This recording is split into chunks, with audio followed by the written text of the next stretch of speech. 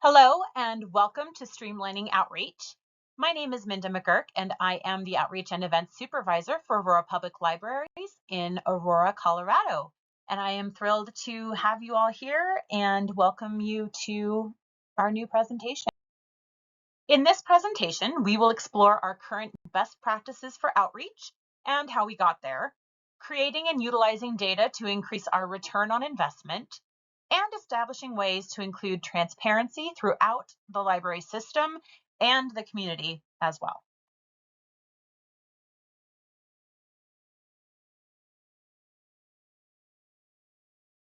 We are going to start with some strategies, and to begin with this tale, we do need to look at some of our history. I think it's always best to give a little history and background to explain the whys. Our bookmobile is fairly new, having kicked off in 2023. That is also when I started as the outreach supervisor. At the time, there really was no clear process for outreach for the library system as a whole. And in fact, at times we were told not to do outreach because of our staffing and financial situation. My predecessor had been in charge of all of the programming for the entire library system and outreach on top of that. Upon my hire, each of the branches also had individual supervisors hired to take over the programming within those branches.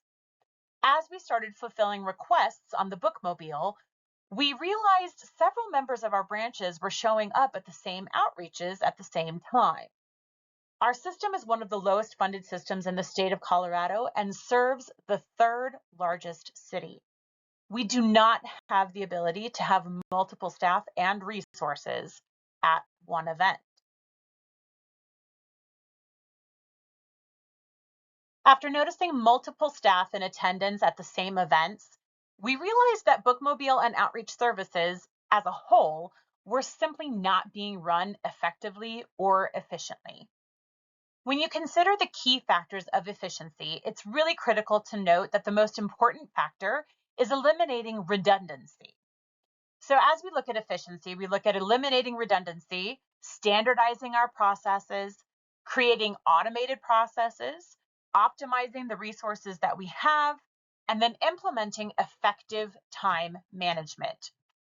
In that implementation portion, we really have to make sure that we are doing clear and concise communication, that we implement collaboration, we provide autonomy and empowerment both for the staff and the community, and that we're consistently evaluating and re-evaluating regularly. This also opens us up for feedback opportunities, and we really need to make sure that we are clear and concise throughout all of those pieces. To simplify the implementation process and make it accessible to our stakeholders, we chose to create a basic Google form. This standardized and automated process, again, thinking about efficiency, helped us to create what we fondly refer to as our funnel system. This definitely started as a trial base, and the more it was utilized, the more we learned from it. Remember, we're doing regular evaluation and re-evaluation on a pretty consistent basis. We quickly learned that several questions needed to be required within the form. We needed to know if the event was primarily inside or outside, as that really determines the bookmobile's availability and need. We had to make sure that Google made it the most accessible for our school systems, and currently majority of our school systems are using Google as well. And we could not use Microsoft Forms as it was going into their junk, or they could not access it from schools. So this was the reason for choosing Google initially. As I shared earlier, we refer to a funnel system to help place a visual for context in this process. Think of a funnel with a large opening, able to take in as much information and data as possible. That gets filtered into the center, which is our intake form. So we're taking all of those requests from our community, they're coming into that form, which is the middle part. The outreach team has a dedicated staff person that manages this intake form on a daily basis.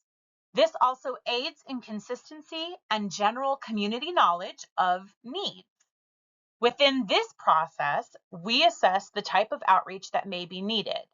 If there's staff availability, what resources we may need to bring with us, maybe it's library cards or a specific material or pamphlet, and location.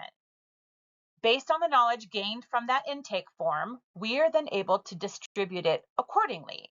So it goes back out the bottom of the funnel, and we do the library output portion of the funnel. In keeping with eliminating redundancy and standardizing processes, we created the position of outreach ambassador for each branch. We did quickly realize that we needed a representative at each branch instead of reaching out to the entire branch as a unit. This gave us one point of contact and allows for easier communication and collaboration on requests. This position is also crucial to staffing and scheduling, and we will dive into the outreach ambassadors a little later in this presentation. We utilize our city ward maps to ensure we are covering our entire community base and utilizing efficiency by optimizing our resources and implementing effective time management. We color-coded our various branches and encircled the areas that they most closely serve. You'll notice in some instances there is occasionally an overlap. This just allows us to offer to the two branches at one time and see maybe who has the most availability. If you look, we've got a large branch in the black that serves primarily the further out east of Aurora, and they have a fairly large circle. However, there is another library system that operates out there that shares some of that support as well. You'll see that the green branch in the green circle overlaps with some of the blue and the red. So anything within those areas, we can reach out to all three of those branches and check in on their availability as well. For transparency, we have also included a flow chart for our library system so they can see how we analyze the middle of the funnel. So when we receive an outreach request, right out of the gate, we want to know if the outreach is requesting the bookmobile. If they are, we go through a list of questions to see what we can help or not help with, what we need to provide, things like that. So if they've requested the bookmobile, we go to the yes section, which goes to the right, and we ask ourselves if there's availability on the days or the times that they've requested. So if they've requested a date that we are already committed or we're not available, we will already have to deny that for the bookmobile. But then we move over back to the center. Maybe could you have a table instead? So if the bookmobile is already booked for their date and time, we will ask them if there's ability to put a table and chairs out. And at that point, if they say yes, we'll go ahead and move it over to the branch side, which is on the left. I'm going to continue on the bookmobile side. If we do have availability, we ask if there's going to be at least 30 people in attendance. This is for some of our return on investment. We have found that we will often get invited to events or things that haven't been established. We go and we maybe see one or two people, and now we've dedicated 3 or 4 hours of our day serving that. That is not a great return on investment for our system simply because we are so short-staffed and underfunded. So we really want to make sure that we are able to make an impact. If they say that there are not going to be very many people there, again, we're going to turn that back and say, in that case, could we maybe offer you a library table with chairs and information in that capacity? If they do say, oh yeah, there's going to be over 30 people, we'll go ahead and go to the next one. Does this request align with the mission and vision of Aurora Public Libraries? Sometimes we'll get something that's really highly political, and especially for our library system, because we operate under a government entity, we really have to be careful with some of the things that we do get invited to. We have to make sure that all of these things align with the mission of Aurora Public Library and that we're not just saying yes to anything that comes across our plate. If the answer is no, that is an immediate denial. We are not able to support things that don't align within the mission and vision of Aurora Public Library. If the answer is yes, which I would say 95% of the time it is, we also ask if there's an appropriate amount of space for the vehicle. We need about a 30-foot space in order to accommodate our bookmobile. If there is not a 30-foot space available, we just don't have the ability to park the vehicle there. Again, we would move over to the center part of the flowchart to ask if we could accommodate a table or chair instead. If they say yes, and we have plenty of room for that bookmobile to come on in there, we're going to ask if the requesters are reliable, if they're responsible, if they're positive. We have had some requesters in the past that are really demanding, and we come and we've had some really negative experiences, or they've said some unkind things or treated our staff poorly. And in these situations, we do sort of make a note and decide, is this a group that we could continue to work with, or that continues to stand with our mission and values. If all of those things are clear, then we're good to go. Let's go. Let's take that bookmobile. If any of those things were not, and we had to move it back to the section if they could accommodate a table instead, we're still going to ask a couple of questions for ourselves. The first and foremost is, do we have availability on the day that they've requested? So while we may not have availability with the bookmobile, we're going to throw that out to our other branches that are interested in doing outreach. Again, we're going to go back to that map and assess which branch might be closest to the area that they are intending to go to. We're going to start with that branch first. If they do not have any staff that are available, we will move to the next closest branch. If no one has availability on that date, we just simply can't accept the outreach, and we go ahead and move to denial. If we do find staff that are available, we do want to ask ourselves again, does this request align with the mission and vision of Aurora Public Library? Again, if the answer is no, we simply have to go back to the denial.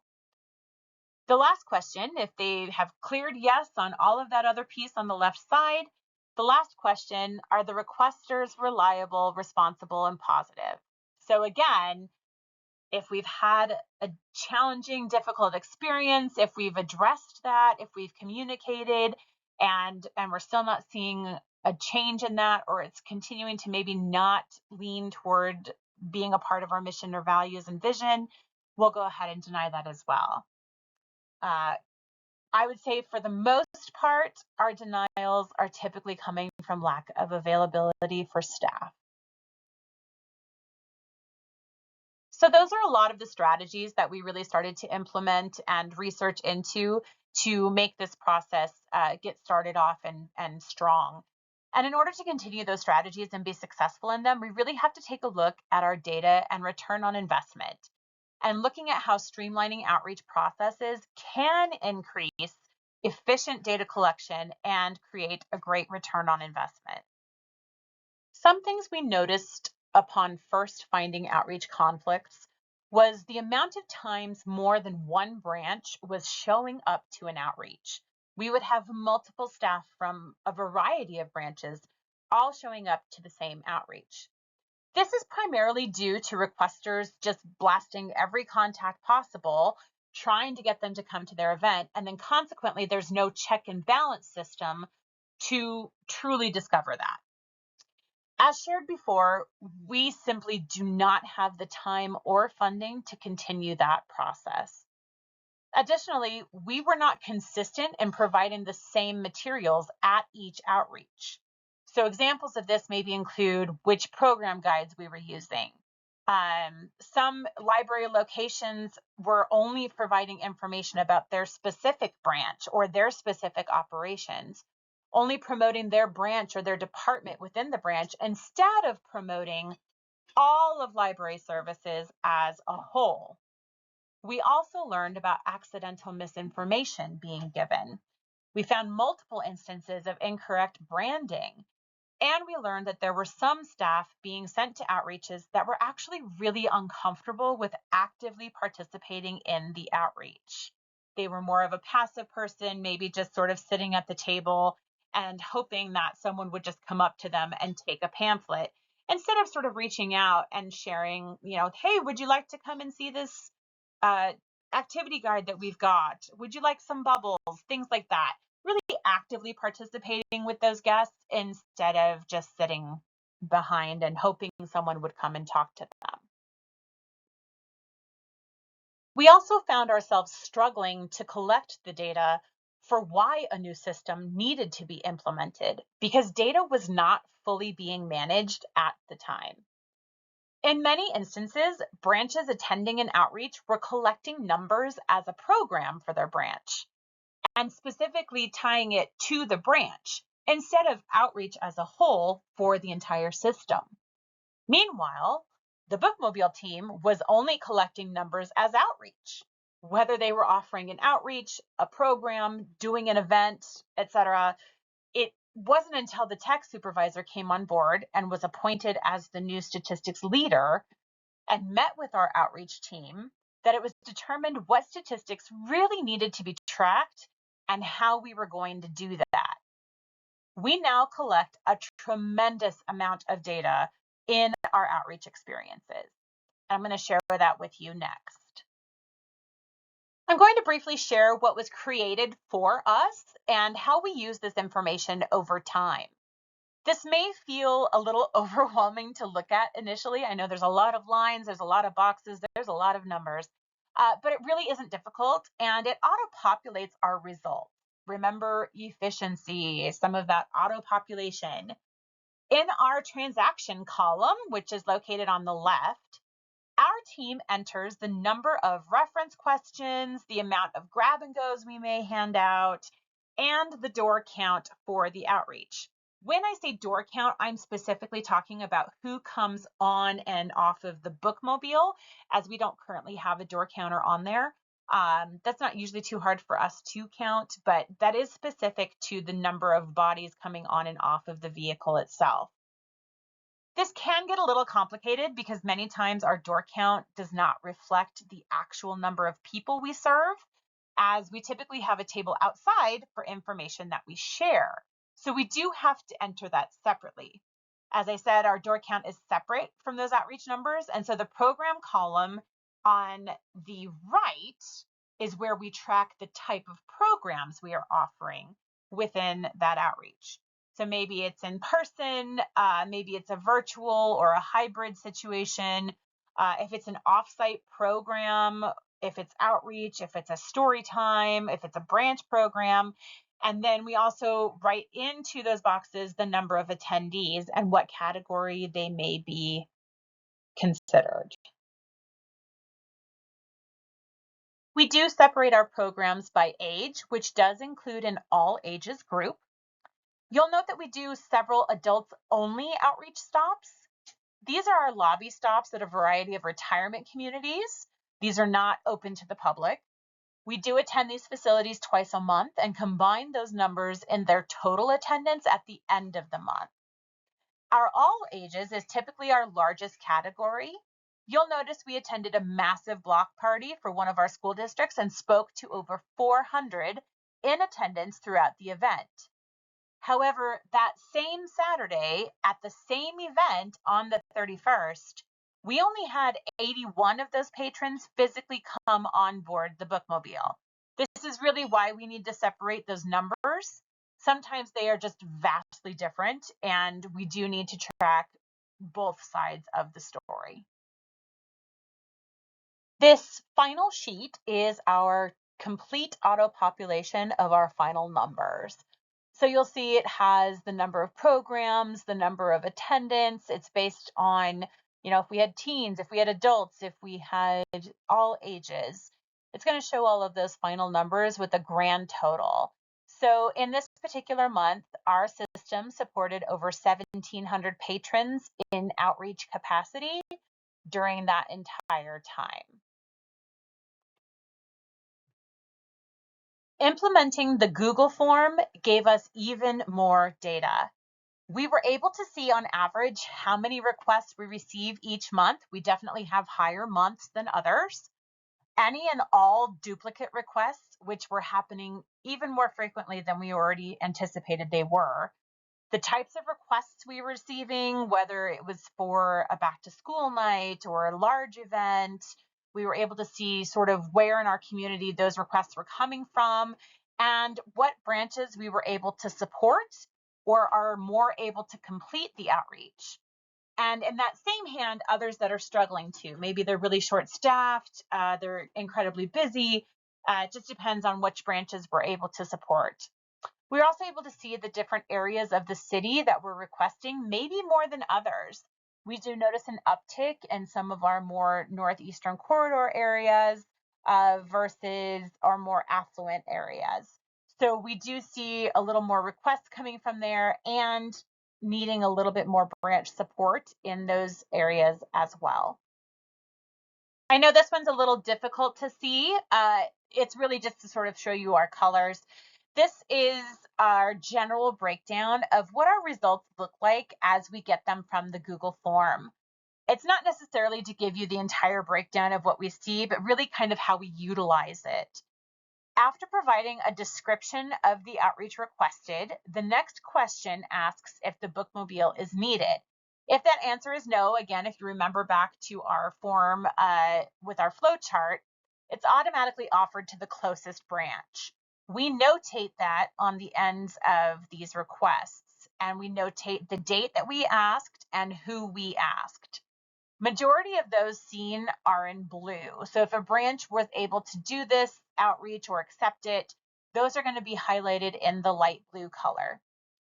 If they request the bookmobile and the bookmobile was available, those are then marked in yellow. So anything you're seeing on here in yellow meant that the bookmobile went out to that outreach. The red mark, unfortunately, is that no one was able to do the outreach, or maybe the request was not applicable. Every once in a while, we get someone that leaves a comment or a suggestion in the request form that really has nothing to do with outreach. We're not sure how they access that form, but we know that happens all over the place. We also add who we reached out to for the fulfillment and when we did that, and then who confirmed it or who denied it. That way, when we go back, if we've got a branch, it's like, hey, we haven't had any outreach requests, we can come back and say, oh, yeah, you haven't. Or actually, we reached out to so-and-so and they said there was no availability. So if the request is denied, we also include notes about why they denied it. This also gives us some feedback for our division leadership, so that if they come back and they're like, hey, we're noticing you're denying a lot more outreaches, what's going on? We can go back and look at those notes and say, we were short staffed here, or, we had 4 of them asking for the same date. We've got a couple of events coming up. A lot of times in our schools, they have their back to school literacy night, and they all seem to want to do it on the exact same night. So we will get upwards of a dozen, maybe 14, 15 requests for the same date. There's no way for us to be able to manage all of those. So we do kind of have to take those as a first come, first served basis. This also allows us to show our turnaround time because the form collects the date of when the application was submitted for the request. So we can see the date and time that the request went in.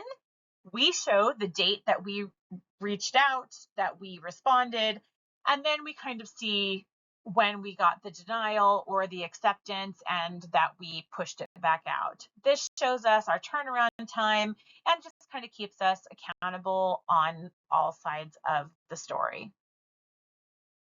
Through many of our visits and outreach opportunities, we not only collect quantitative data, but we also focus heavily on the qualitative.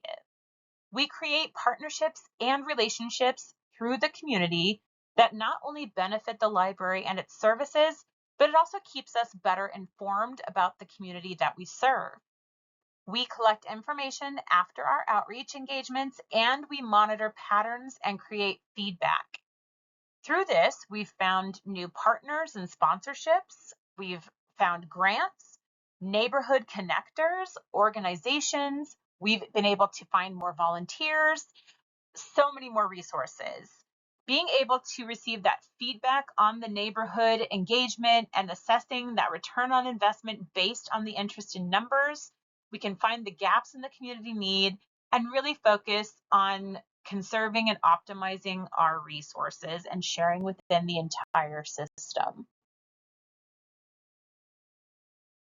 Our outreaches provide us essential intel on our community's gaps. we've learned that much of the community simply is not informed about what libraries offer in general and what our particular services are. Furthermore, they don't realize it's entirely free and accessible.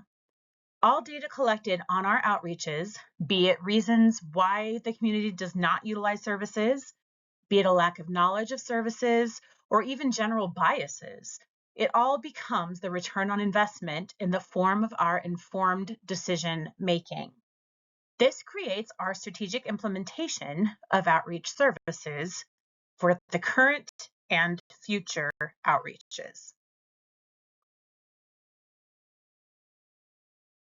I personally love this cartoon. This is one I keep in my office as a gentle reminder. They both think that they're saved. There's this bittersweet meeting of perception versus reality. And we speak about the perceived need versus a requested need. Library staff are in their positions because they are passionate about serving the community and bringing their vast knowledge to the patrons they serve. Library staff are public educators and providers, and data from our outreach initiatives provide us with information of where some of those needs are most needed and especially wanted. It's important to really reflect on a perceived need versus a desire. This can happen within the community requesters themselves as well.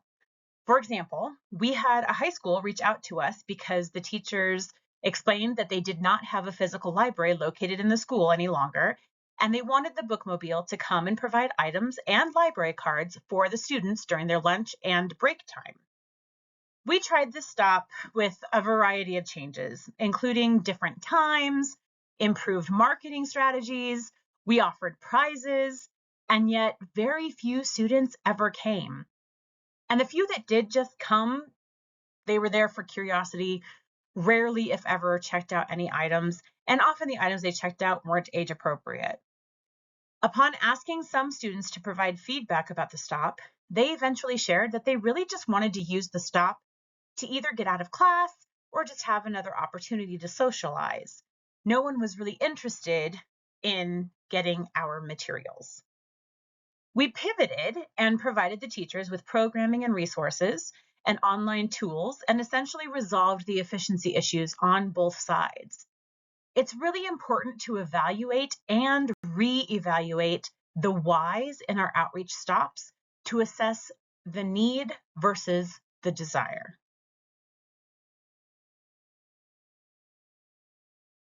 We encourage implementation of our feedback survey at all of our events, our outreaches, and our programs. This qualitative information often provides us the data used to decide outreach and event locations and the needs in those locations. We are often able to pinpoint what areas may be more active than others, what resources they are seeking or want more information on, maybe what we need to work on as a department, and even provide new ideas and concepts that we haven't considered before. This helps to pinpoint outreach needs and plays into the efficiency strategies. There's also no reason to continue an outreach that really isn't producing a decent return on investment.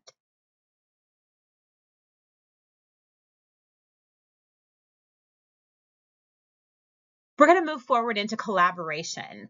We're going to look at ways to include transparency and collaborate within your library system and with the other community organizations that may be involved. The first is dissonance. Change is hard, and sometimes collaboration can be even harder. I have a Brené Brown quote in my office to be a constant reminder of empathy for me. It's shared in this slide, and it says that in order to empathize with someone's experience, you must be willing to believe them as they see it and not how you imagine their experience to be. As I shared before, we know that library staff are passionate about outreach. It's an essential piece of library practice. Attempting to streamline outreach in a system that had very little to zero guidance on its previous outreach practices created a lot of fear. Fear of change, fear of loss of control, fear of ownership, fear of accessibility, and so much more. While at times it often felt like we were presenting clear and fair information, we had to keep reminding ourselves that with change comes loss, and there's always going to be big feelings with that. In turn, it requires a tremendous amount of self-reflection and strength to not take things personally. That is always going to be a work in progress, and this is especially true for myself.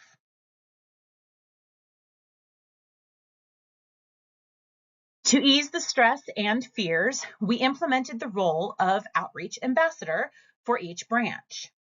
We are a three-man team. It's myself and I have two staff, and we run all of our outreach and events for the entire system, which includes our bookmobile. Our community consists of over 400,000 people. That's just in our city that we serve. It's simply not humanly possible for us to reach the needs of the community. We know the branches have to stay involved. This also means that there has to be structure. As we received outreach requests and needed them filled by both ourselves and the branches, we found we needed only one point of contact who could then share it within their branch. Attempting to communicate with the branch as a whole proved extremely challenging and confusing. There was way too much room for error. The outreach ambassador does not have to be the branch supervisor, although 4 out of 5 of ours are, and is responsible for communicating with our staff about this request within 48 business hours. This is also an ongoing challenge. The ambassador knows their individual branch's strengths and enthusiasm, and some staff really want to do outreach, while others may prefer to stay in the branch, and that's perfectly okay. This also allows for a stronger outreach connection. We can implement individual strengths and knowledge at each outreach.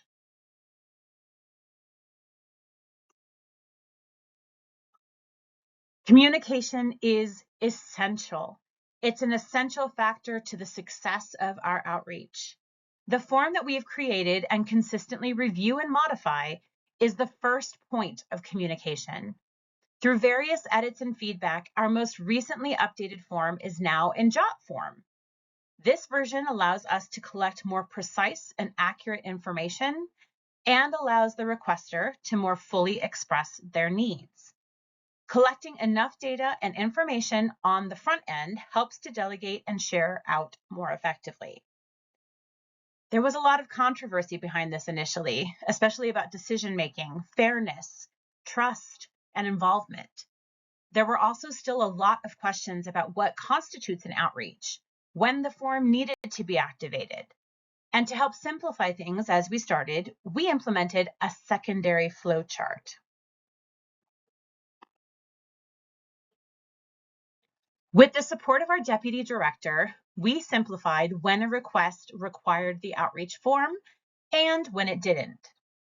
In short, if a staff member would need to leave the physical branch to provide information or a service elsewhere, we consider it an outreach and the form needs to be completed.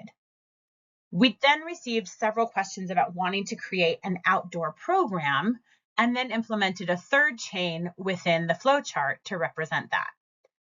So as you'll see in the darker blue, we started with the far left.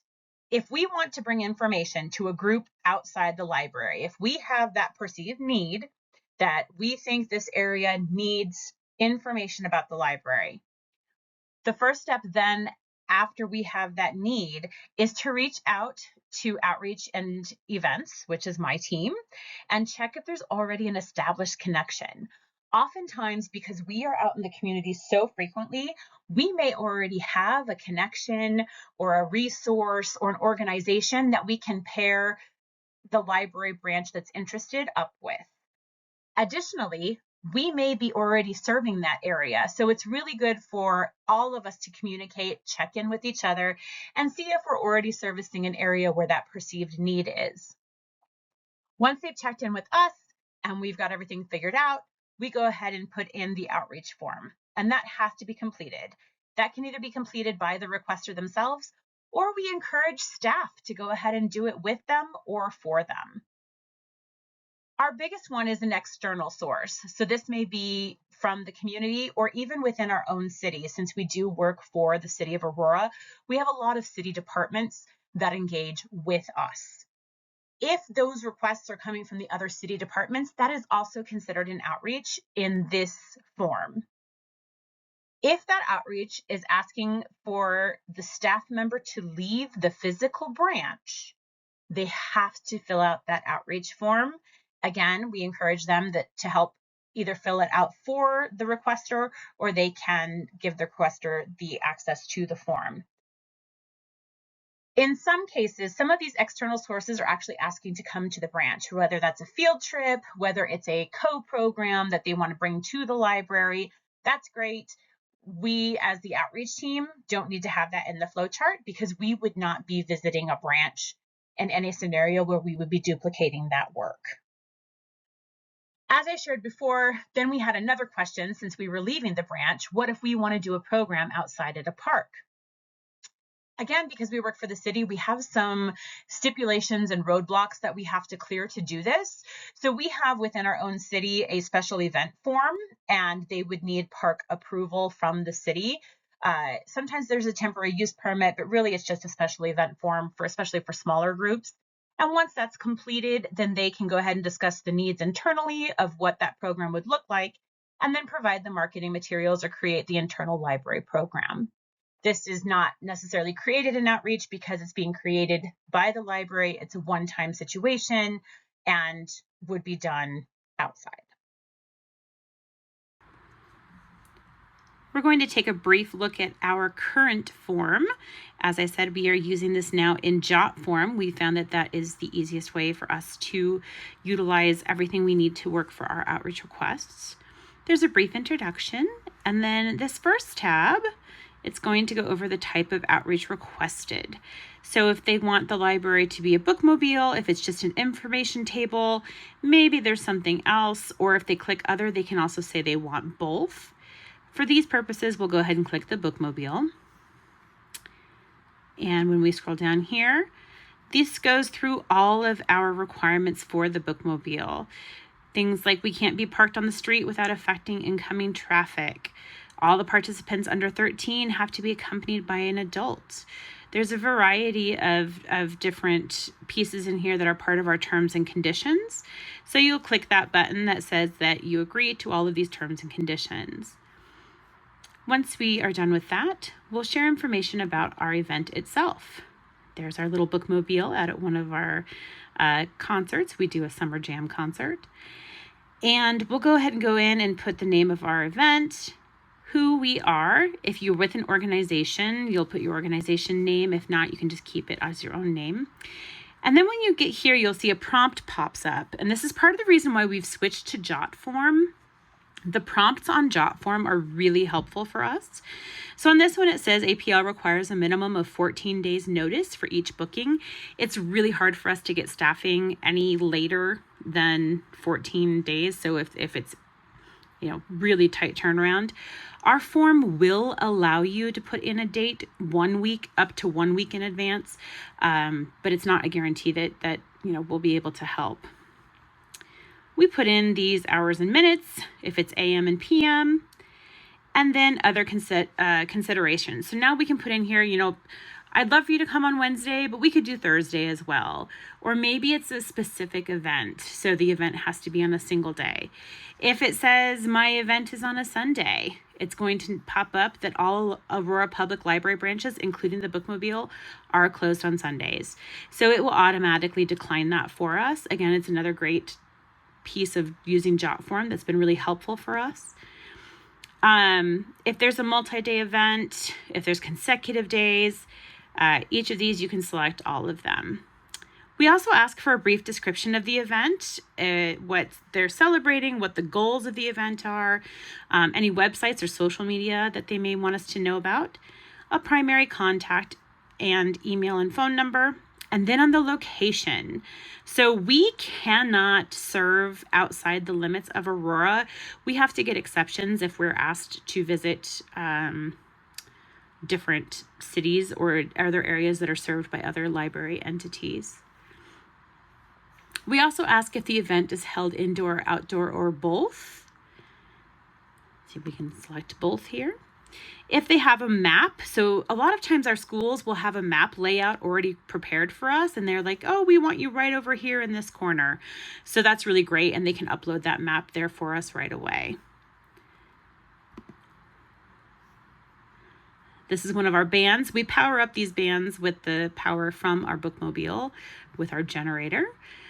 We also ask the type of audience that we've got. This helps us to know maybe who we need to send or what kind of brochures or information we need to provide, what we need to maybe stock more of in the bookmobile, especially if it's a school that's got little ones, ages kindergarten to 3rd or 4th grade. They get really excited about the bookmobile, which is so fun. And we definitely want to make sure we've got enough resources on there for them. We also want to know what the expected attendance might be. You'll notice that we try to have you at least give us 25 people. Again, just looking at that time commitment and the amount of work that goes into some of these outreaches, we really are looking at that return on investment.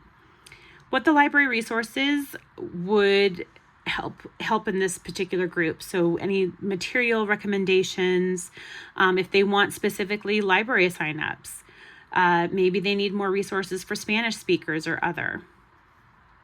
They can also tell us what languages are mostly spoken in that area or at that particular outreach. Again, there's another option for other. This is a big one. We have learned that this is such a great question. It really makes the requester kind of think about, are you just trying to get everybody at this event, or are you really needing our library and our services? Aurora Public Library's mission is to empower the members of our community to live, learn, and achieve. And we share that there in the pop-up on JotForm so that when they fill this in, they're like, we are in a school that no longer has a library, and we really want the children to have an opportunity to, expand their learning by having access to a library card and everything that the library can provide for them. So at that point, it'll submit, and then it'll kick out into that spreadsheet that we shared earlier. So this sort of leads us to our final thoughts. And outreach is constantly evolving. It is ever evolving. It is ever changing. It is something that will never be finalized or complete. It evolves and changes all of the time. As our world continues to evolve and change, so do the needs of the community.